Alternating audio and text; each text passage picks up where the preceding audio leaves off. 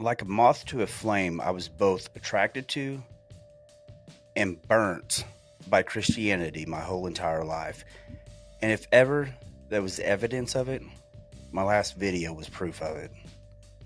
I mean, people were coming out of the woodwork just to hate on me because I simply said, the kingdom of heaven is inside you. And then I made a video about it, explaining it, giving evidence that Jesus said it. And I wasn't even being biblical, wasn't even trying to be. Never said I was a Christian. I don't even like saying I was a Christian. My intention is never to be a Christian because I think Christianity is a religion and I'm not religious. I don't want to be religious. My point is not to be religious. And then in this video, I actually want to tell you what my purpose is, why I made that statement, what the kingdom of heaven actually means, what I'm trying to tell you, why I want you to know why the kingdom of heaven is inside you. I've given the example before, and I will give biblical examples because I live in the Bible Belt, and there are certain people that need to know representations of it in the Bible because the Bible does give good examples, and there is relevance. I'm not going to say that there isn't truth in the Bible, and I'm not going to say the Bible is all truth. I'm not. I don't argue theology. That's for y'all to decide. My truth is in God. It's in your own experiences. And that's up for you to decide. And if you look close enough within and you speak to God, you'll find it. You see, if you do look in Genesis, you'll see that it does say that we were made in the image of God. And if you'll look under an electron microscope, we are nothing but light and vibration. Light and vibration is sound. 432 hertz is literally the wavelength of a human body. That's us. Light and vibration. Kind of interesting, huh? Well, like that, to explain how the human body has God inside it, and I try to say the kingdom of heaven is inside you. It's inside everybody. If you were to get some clay and get some sand and some water, and you were to mix that sand within that clay and put it on a pottery wheel, like on Ghost, with Patrick Swayze and Whoopi Goldberg, and Demi Moore. That was good. And you make that clay and you put it in a kiln and heat it up, you make a vase. Now I want you to try to take that sand out. Can you take the sand out? No, you can't take the sand out. Does it matter if you know the sand is in there? No. The sand's still in there even if you don't know the sand's in there. Well, that's God. You see, heaven is God. And the absence of God is hell. You ask anybody what hell is, it's the absence of God, the absence of love. God is love. You ask somebody what God is love. You ask a Christian that. But then you start trying to get into the argument of hell and stuff, and they'll say, oh, fire, brimstone, blah, blah, blah. You get into this theological bull crap, and they'll start arguing over this stuff that doesn't even matter. But here's what does matter.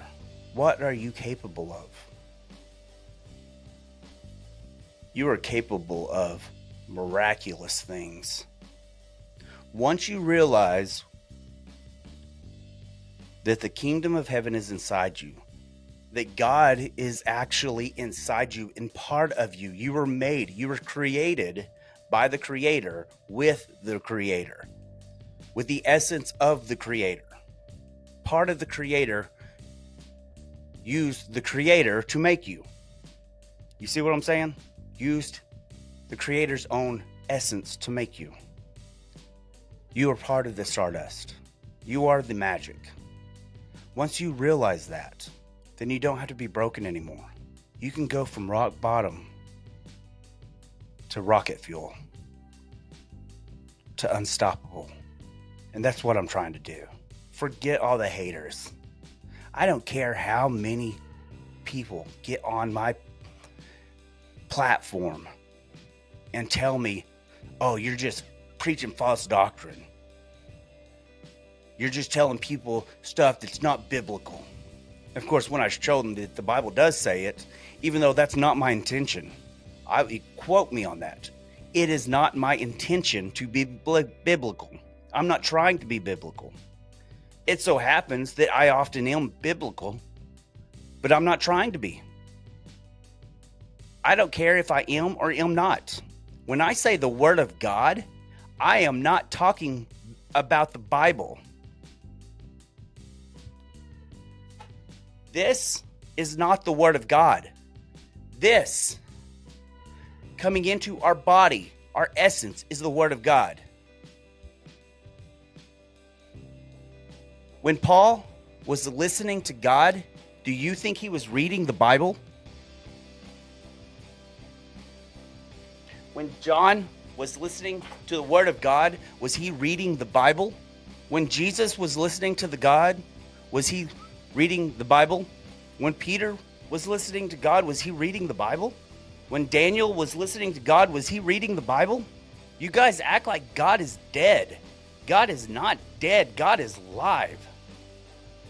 Miracles are not dead. You are making miracles dead. You're telling people miracles are dead.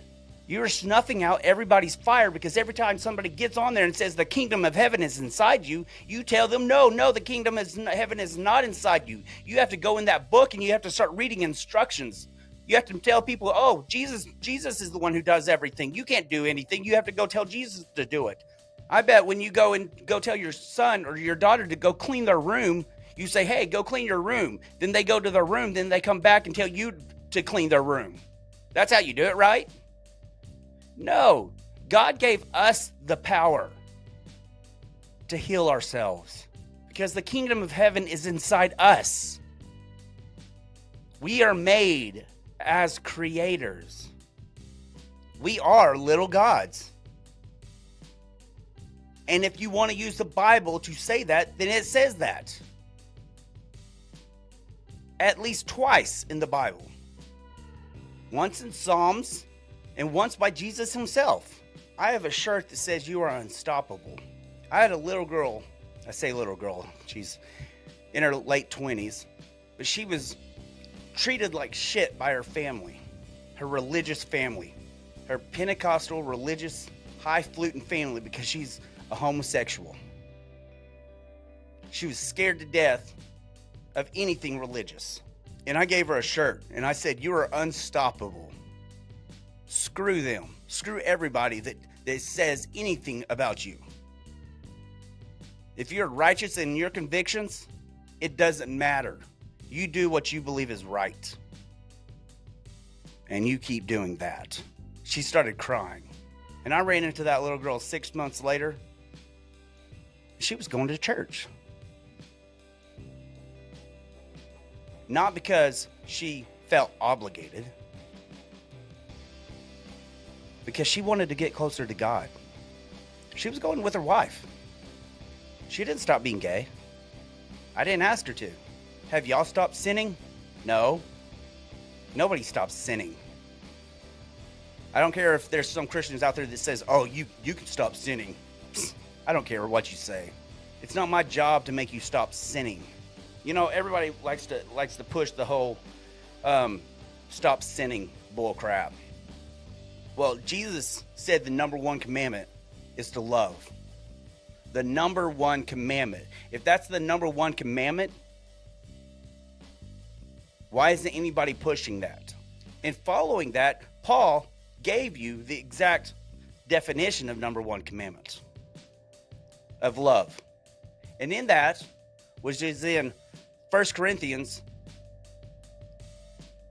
13, 4 through 7, for all the Bible scholars that like to get on there and tell everybody, oh, you have to do it this, you have to follow these rules because they're so religious. Yes, Christianity is a religion. Jesus is not. So don't tell me Christianity is not a religion. It is. That's why you're called the Pharisaical Christians. But if you want to be so Pharisaical, then be Pharisaical. Follow the rules. Paul tells you what love is. Love is patient, love is kind. Love keeps no records of wrong. That means it's not your job to remember what people do wrong. Let it go. You see somebody's been wrong, they're doing wrong, that's not your job. That's between them and God. Our job is to love people. Teach them that they are part of God. The kingdom of heaven is inside them. You love your brothers and sisters. Remind them that they are unstoppable, and you would be amazed the prosperity that everybody would have. You would not see death on the streets. You would not see homelessness. You would not see wars. You would not see left and right fighting each other. You don't have to agree with each other. I can be a conservative and still love on my opposite side. I can love on a BLM member. I can hug on LBGTQ, RSPQ, whatever. I don't have to hate them just because I disagree with them. You don't have to hate anybody. The kingdom of heaven is inside you. Remember that. Don't fall victim to the religion. They get you when they say, oh, Christianity is not a religion. Anybody that tells you that, but then tells you you have to follow certain rules, oh, it's not a religion, but you have to do this. When did you accept Jesus Christ into your heart? That's a rule. Now it's a religion. I love Jesus. I care about the 3 years I studied what he taught. I studied the Aramaic, their traditions, what he actually meant when he said things, not what he translated. You speak to a Mexican in Spanish, as in Spain, totally different. Means something totally different. Won't mean the same thing. You ought to go watch my video on the Aramaic Christian minister. And if you're a diehard Christian, you're going to totally disagree with her because she's not going to go along with your ideas of everything. And that's fine. You're not. That's fine. Because people will not change their foundation. It doesn't matter. Religion does not care about truth. That's a fact, unfortunately. I'm a truth seeker. That's why I only care about God, his word, his literal word, because that's truth. Heaven is inside you. Look for that. You are unstoppable. Stay in peace. Stay in love. Hey guys, I want to personally thank everyone for liking and sharing my videos.